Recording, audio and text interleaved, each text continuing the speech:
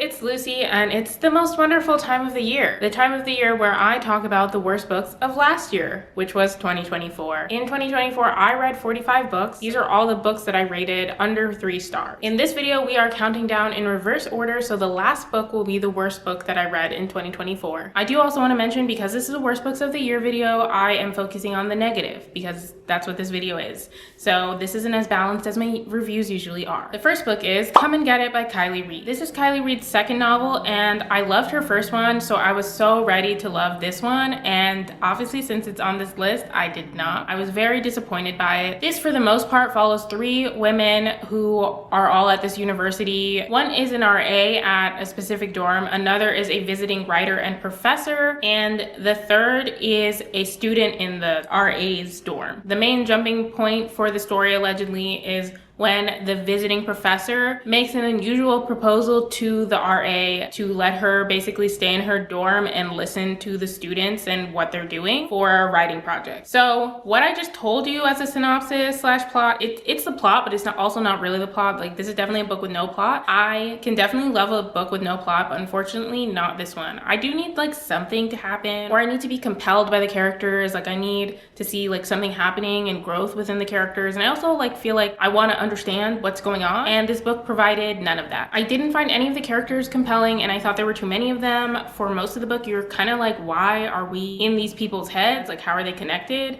And they're connected in the way I said, but like also not really. Especially the student in the dorm, you're like, why are we here? Most of the time you're in her head. Because of that, I was just waiting for something to happen, and it takes a long time, almost to the end of the book, for something to happen, basically the end. And when it did happen, it pissed me off. It was like a weird misunderstanding that I really didn't like. I just didn't like how that was done. It annoyed me. I didn't like it. I don't know what else to say other than that. Because of these reasons, this is one of the worst books I read this year. Unfortunately, I still would like to read more of Kylie Reed's books, so we'll see. But yeah, this one was not it for me. Make the Season Bright by Ashley Herring Blake. This is a dual POV romance where we follow 2 exes, Charlotte and Brighton, where 5 years ago, Brighton left Charlotte at the altar and they haven't spoken since. Now it's Christmas time 5 years later, and through a series of circumstances, they're both spending Christmas at the same place in the same house, and the book follows them having to deal with that. Although this isn't my type of book, normally I'm really not one for spicy romances.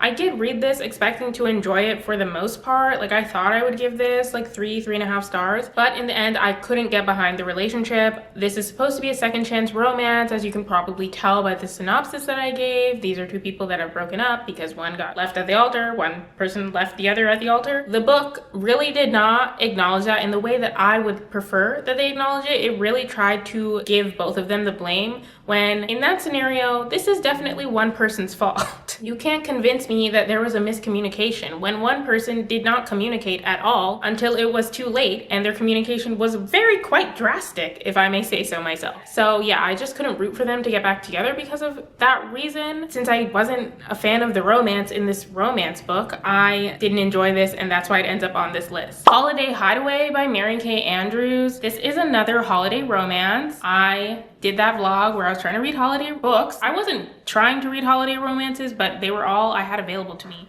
and I really wanted some holiday spirit, so I went with this. This follows our broke and recently divorced main character, Tilly, who is between houses. Basically, she's waiting for her apartment to open up next month after the holidays, but in between that time, she has nowhere to stay, so she decides to stay in one of the rental properties that is owned by the rental company she works for, and this property is supposed to be empty. However, she's unaware that the original owner of this property has passed away, so it has passed down to his descendants, and one of those descendants is his hot nephew George, who comes to the property to like get everything ready to sell. So Tilly decides to hide in the attic and basically tiptoe around this guy in the house and try to make it not apparent that she has been living in that house. and also continue to live in the attic while he is also living in the house. It is pretty weird, pretty ridiculous, but I thought it could be fun, even though it is once again not my usual thing. This is actually not a spicy romance, it's just regular romance, I guess. I did think I could enjoy it, but unfortunately there were a lot of strikes against this. I didn't enjoy the writing style. I thought it was weirdly overly wordy, but the thing that truly really bothered me, and is the reason that this is on this list, is because I didn't like how the book tried to make us hate the other woman, who actually, our main character is the other woman, but the book treats the guy, George's fiance, as the other woman. Yeah, by the way, the main male love interest has a fiance already. And so in order to like make it okay that Tilly wants him, the book makes the fiance like a horrible person. But it wants us to glide over the fact that George is a horrible, horrible fiance slash boyfriend. He treats her like garbage. He does not like her. He doesn't take her seriously. He doesn't take anything she says seriously, her work seriously. And he treats her like he doesn't like her because he doesn't. And I'm like, why would I watch a man who treats supposedly his fiance like that? Even if she's not a good person, he proposed to her. So there had to be something there. Why would I root for a guy who treats a woman he supposedly, allegedly loved at one point like that to be with our main character? Sociopath, a memoir by Patrick Gagney. This is a memoir from a woman who claims to be a sociopath and has known that from a young age. I read this for my Goodreads Choice Awards project, which you probably have already seen, / you should go check out if you haven't already seen. I read the top 10 nominees in the memoir category for the Goodreads Choice Awards. This was one of them. Obviously, spoiler alert for that video. It's in this video. I did not enjoy it. I actually didn't finish this. I did DNF this, but I felt like I read enough of the book. I got around, I think it was 40%, 45%, so almost halfway through the book before I decided to stop reading it. So I feel confident in rating it and including it on my worst books of the year list. Part of this is a personal problem, which I will admit, and I think the framing that this woman is supposed to be a sociopath made me just not believe anything that came out of her mouth. And by her mouth, I mean, I guess her pen or her keyboard, the writing. Nothing in the book really felt like realistic. It felt like she was telling a weird, idealized version of certain stories, and some things I just didn't believe happened. Reading a memoir, try to take people at their word, but the way she was describing things, it was really hard for me. So I was just not enjoying it. I was dreading picking it up, so I didn't finish it and I didn't enjoy it. Before the Coffee Gets Cold by Toshikazu Kawaguchi and translated by Jeffrey Tusilo. This is a magical realism / fabulous story. Well, it's a series of short stories that takes place in a coffee shop that has a special magical property where you can order a cup of coffee and time travel, basically. There's a lot of rules, which we'll talk about, but that's the basic premise. And so it's a short story collection where we follow 4 people who decide to take this opportunity to time travel to fulfill their desire, need, whatever. So this is much beloved on BookTube, on Book Talk, on the internet, in bookstores. I thought I was gonna love it. That's why I bought it. Is this a special edition? I don't know, it's shiny. It's really pretty. I wanted to love it, but I did not. I did not love it. I did not even like it. Part of this might be because of my expectations, which I will own, but this is a video about my enjoyment of books. This is marketed as like a comfy, cozy read, and I didn't feel that at all. I felt like everything about this was like cold and like kind of mean, down to the rules of time traveling. Plus, I felt that the main characters that we saw the most, we see the workers of the coffee shop and like one of their friends, basically in every story, like they treat like the other people, outsiders, like pretty meanly. Like they're not nice. I found that frustrating because we're in some of these characters' heads and they're kind of like, why are you being so mean to me? These people are being so unhelpful. Like, it's weird. I don't know. I don't find that cozy and comforting. I did find the writing to be like very dry. I assume the issues I had with the characters is also part of that. And then it was also repetitive because of the rules that I keep mentioning. Every story mentioned them multiple times.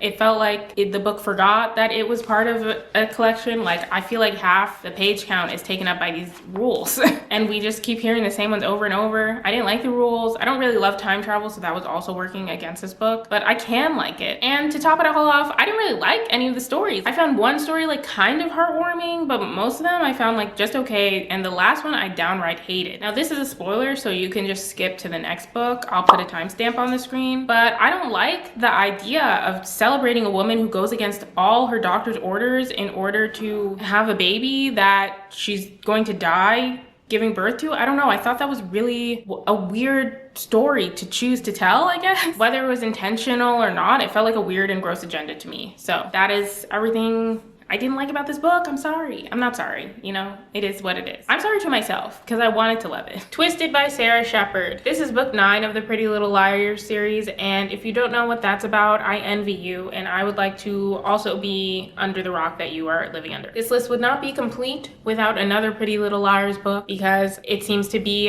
every Lucy Reads worst books of the year video has to include one of these. I did read this for the video series that in theory I'm doing. We won't talk about it, but this gets the same review as usual. It's full of ridiculous BS basically. None of the characters are likable or really very well done. The writing and plot are not where I would like my mysteries to be, and especially considering that this is the 9th book in the series and that it's kind of rebooting the series because the mystery that we know ended at book 8 and it's like kind of starting a new one. The way this was done wasn't my favorite. I didn't love it, so it's on this list. Drum roll please. The final book and the worst book that Lucy, read in 2024 was #Crime Time by Geneva Rose and Drew Pine. This follows a woman whose long lost half brother has been living with her for the past 6 months when they accidentally witness a crime, and he decides to post videos of it on TikTok, which puts a target on their back, and they have to basically run for their lives and deal with it. Okay, so this book should actually be called #Cringe Time because every single moment of this book you want to cringe so hard. First of all, the half brother is like every bad Gen Z stereotype, constantly TikToking everything, like recording videos so he can be TikTok famous. And I am a person who posts on social media. I know what that is like, but he's like awful. The premise obviously sounds ridiculous, but another one that I thought could be fun. Maybe I should just listen to myself. It sounds ridiculous. It is too ridiculous for me, I think. The dialogue, plotline, and characters were so far from realistic. It is crazy and also just so badly done. I couldn't believe an established author wrote this. Geneva Rose has written other mystery books that are pretty well rated, so I don't understand what went wrong here. I kind of do because she wrote this with her husband. That's the second name that I said, and I'm like, is he like so bad? Like he dragged her down this much? I don't know. So bad at writing, not commenting on anything personal. But back to the brother, how he even came to live with the main character is truly wild. Imagine someone contacting you and telling you that they're your half brother. You've never met him before, and he's like, actually I also need somewhere to stay, and you let him stay. You let him stay in your house. That is wild, especially because of the characterization that the book tries to give her of being like a very think of every outcome kind of person, like planner kind of person. And even more especially when we get to the second half of the book and some great reveal that is also more ridiculous than having a stranger come live with you. But especially considering that history that gets revealed, it is wild that she would let someone like that live with her. Overall, this book was an exercise in me going, surely it can't get worse, and then it somehow does. As a side note, this is an audio only story, so I feel compelled to talk about the narration. It also wasn't that great. It left a lot to be desired. I don't remember a lot of specifics, but I remember all the characters sounding pretty annoying / over the top and weirdly done. So there's that. This book was the first 1-star I've given in quite a long time. I can't remember the last time I gave a 1-star. So this is definitely my worst book of 2024. And with that, those are all the books I wanted to talk to you all about. In the comments, let me know what was your worst book of 2024. Also put a book emoji down below. Thank you so much for watching. I will see you in my next video. Bye.